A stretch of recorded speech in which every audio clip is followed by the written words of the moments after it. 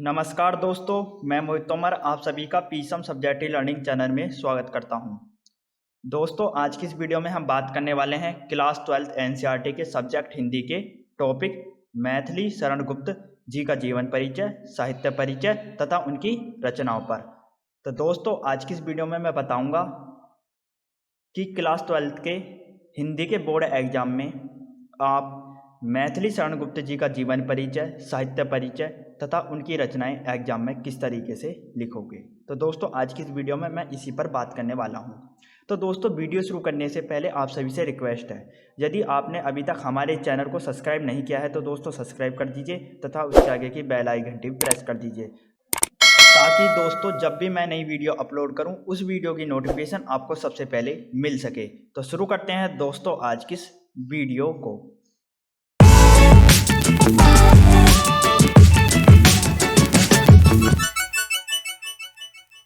तो दोस्तों, क्लास 12 हिंदी के बोर्ड एग्जाम में एक प्रश्न लिखा हुआ आएगा। वह प्रश्न है, निम्नलिखित कवियों में से किसी एक कवि का साहित्यिक परिचय देते हुए उनकी कृतियों का उल्लेख कीजिए। और दोस्तों, यह प्रश्न 4 नंबर का होगा और इस प्रश्न में दोस्तों 3 कवियों के नाम लिखे हुए मिलेंगे। कितने कवियों के नाम लिखे हुए मिलेंगे दोस्तों? 3 कवियों के नाम लिखे हुए मिलेंगे।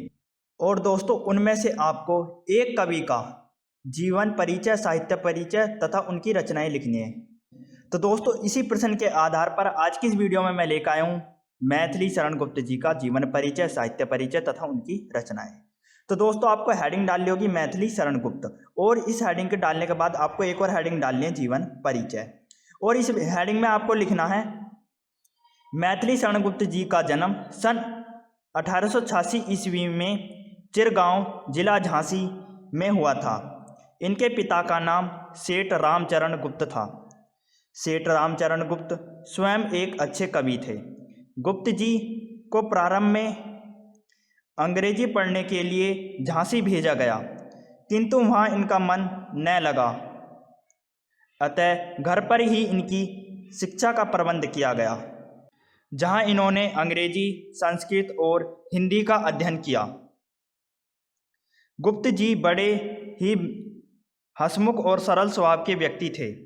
भारत सरकार ने गुप्त जी को इनकी साहित्य सेवा के लिए पद्म भूषण से सम्मानित किया गया।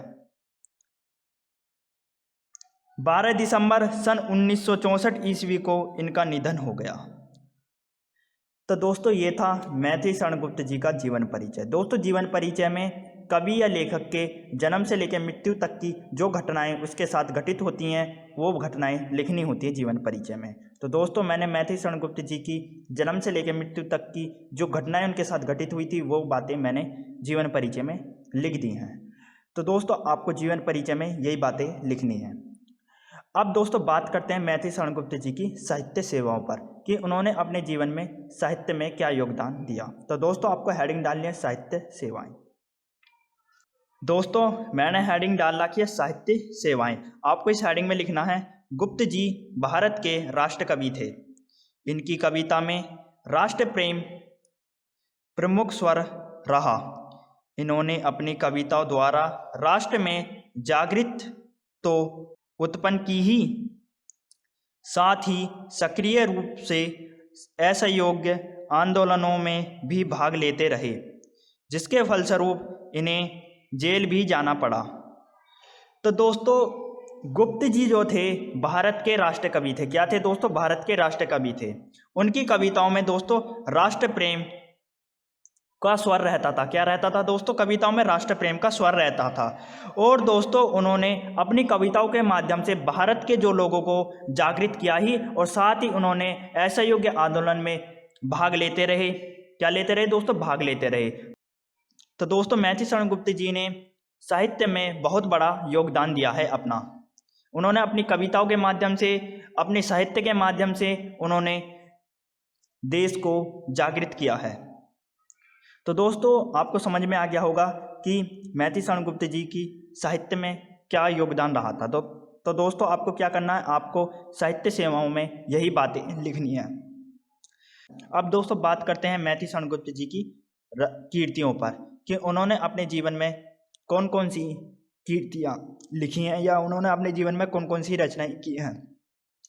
तो दोस्तों आपको हेडिंग डालनी है कीर्तियाँ। तो दोस्तों आपको हेडिंग डालनी है कीर्तियाँ। और दोस्तों आपको इस हेडिंग में लिखना है भारत भारती, पंचवटी, साकेत, रंग में भंग, किसान, जय भारत, सिद्धराज आदि। तो दोस्तों ये जो जितनी भी रचनाएं ये रचनाएं मैथिली शरण गुप्त जी ने अपने जीवन में लिखी थी।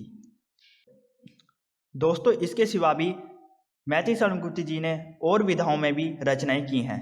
दोस्तों आपको अगली हेडिंग डालनी है अनुदित काव्य। क्या डालनी है दोस्तों? अनुदित काव्य। और इस हेडिंग में आपको लिखना है मेघनाथ वध, ब्रजभाषा, गृहिणी, वीरांगना, अभिज्ञान, शाकुंतलम। तो दोस्तों ये क्या है? ये मैथिली शरण गुप्त जी की रचनाएं हैं जो कि उन्होंने अनुदित काव्य में लिखी थी। किसमें लिखी थी दोस्तों? अनुदित काव्य में लिखी थी। इसके सिवा दोस्तों उन्होंने नाटक में भी बहुत सी रचनाएं की हैं। आपको दोस्तों हेडिंग डालनी है नाटक, और आपको नाटक में लिखना है चंद्रहास। दोस्तों चंद्रहास मैथिली शरण गुप्त जी की रचना है जो कि उन्होंने नाटक में लिखी थी। दोस्तों इसके सिवा भी उन्होंने और भी विधाओं में रचनाएं की हैं, परंतु दोस्तों आपको कीर्तियों में केवल इतनी ही रचनाओं के नाम लिखने हैं। तो दोस्तों आपको समझ में आ गया होगा कि मैथिली शरण गुप्त जी का जीवन परिचय, साहित्य परिचय और रचनाएं बोर्ड एग्जाम में किस तरीके से लिखनी है। दोस्तों जब भी आप बोर्ड एग्जाम में किसी लेखक या कवि का जीवन परिचय लिखें तो आपको एक बात का सदैव ध्यान रखना है। आप जिस भी लेखक या कवि का जीवन परिचय लिख रहे हैं तो उस लेखक या कवि की जन्म तिथि, उस लेखक या कवि के माता का नाम, पिता का नाम, उसकी मृत्यु की तिथि, इन सारी बातों को आपको दोस्तों काले पेन से लिखना है या काली हेडिंग से। इससे दोस्तों होगा क्या कि बोर्ड एग्जाम में जब आपकी कॉपी कोई टीचर चेक करेगा तो दोस्तों उस टीचर को साफ साफ दिख जाएगा कि इस कवि या लेखक का जन्म तिथि यहाँ लिखी हुई है, जन्म स्थान यहाँ लिखा हुआ, उसके पिता का नाम यहाँ लिखा हुआ, इसकी माता का नाम यहाँ लिखा हुआ, उसकी मृत्यु की तिथि यहाँ लिखी हुई है। तो उससे दोस्तों क्या होगा? उससे आपको पूरे में से पूरे मार्क्स मिलने के चांसेस बढ़ जाते हैं। इसीलिए दोस्तों आपको मेन बातों को काले पेन से लिखना है। इससे आपको पूरे में से पूरे मार्क्स मिलने के पूरे चांसेस होते हैं दोस्तों। यदि दोस्तों आपको मेरी ये वीडियो पसंद आई है तो लाइक, सब्सक्राइब, शेयर जरूर कीजिए। दोस्तों आपको हमारी वीडियो देखने का बहुत बहुत धन्यवाद।